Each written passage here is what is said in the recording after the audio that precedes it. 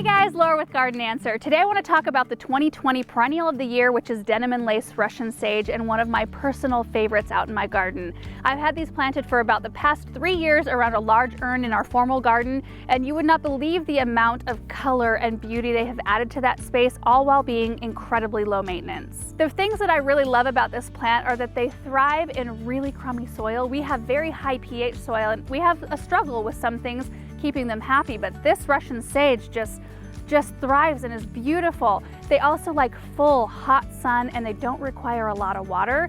They attract a ton of pollinators. You will see butterflies and honeybees just buzzing around them all the time, and they're much smaller than the traditional Russian sage. So these will grow about 32 inches tall and 38 inches wide, very compact.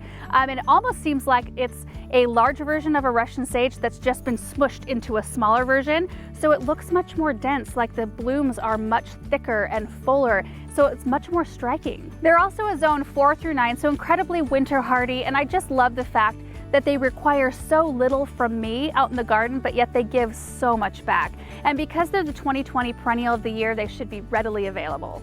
You can find this plant at Petitti's garden centers.